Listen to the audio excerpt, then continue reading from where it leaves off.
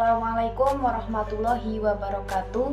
Perkenalkan, nama saya Ike Restu Safitri, Prodi PGSD semester 1.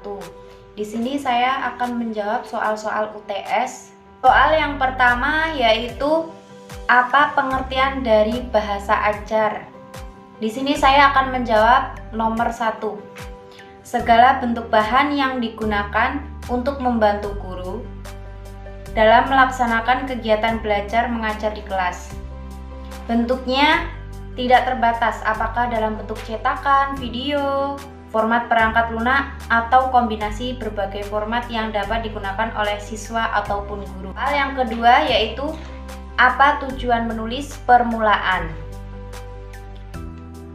Memberikan bekal pengetahuan dan kemampuan siswa untuk menguasai teknik-teknik menulis. Siswa harus mulai dari tingkat awal, yaitu dari pengenalan, lambang-lambang bunyi, dan latihan memegang alat tulis. Soal yang ketiga yaitu kendala apa saja yang kalian temui dalam membaca permulaan? Jawabannya, yang pertama, indikator kesulitan siswa dalam membaca permulaan antara lain siswa tidak mengenal huruf, siswa sulit membedakan huruf, siswa kurang yakin dengan huruf yang dibacanya. Itu benar. Siswa tidak mengetahui makna kata atau kalimat yang dibacanya. Yang keempat, jelaskan mengenai hakikat pendekatan CBSA dalam pembelajaran bahasa. Jawabannya, 1. Proses asimilasi atau pengalaman kognitif, yaitu yang memungkinkan terbentuknya pengetahuan. Dan yang kedua, proses perbuatan atau pengalaman langsung, yaitu yang memungkinkan terbentuknya keterampilan.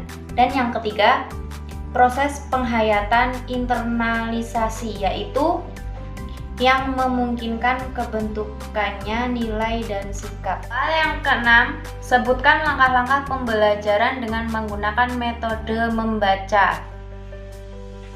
Yang pertama yaitu memilih buku, yang kedua memperkenalkan buku, yang ketiga buatlah prediksi, yang keempat membangkitkan skemata anak, yang kelima papan informasi tahap pembaca, tahap pasca baca, yang keenam membaca pelan halaman pertama, dan yang ketujuh memeriksa dan menyusun ulang prediksi, yang kedelapan meneruskan membaca dan memprediksi, yang kesembilan mendiskusikan cerita, dan yang terakhir membaca prediksi dan membuat daftar kosakata. Dan yang ketiga, membaca bersama merupakan salah satu metode membaca yang diusung oleh program Pelita pendidikan yang diterapkan terhadap kelas rendah, yaitu kelas 1, 2, dan 3 sekolah dasar. Dan yang keempat, membaca fonik. Metode fonik merupakan suatu metode mengajar membaca berkaitan dengan bunyi di mana huruf ini terdiri huruf vokal dan konsonan yang digabung menjadi suku kata dan kalimat. Terakhir, sebutkan secara berurutan judul-judul makalah mata kuliah PBSI di kelas rendah materi 1-7. Materi yang pertama, pemerolehan dan perkembangan bahasa anak serta implikasinya bagi pembelajaran berbahasa.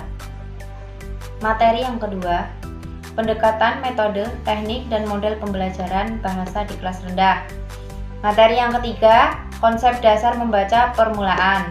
Materi yang keempat, metode pembelajaran membaca permulaan bunyi, eja, eka, RSK, global, dan SAS. Materi yang kelima, meningkatkan kemampuan membaca model pembelajaran.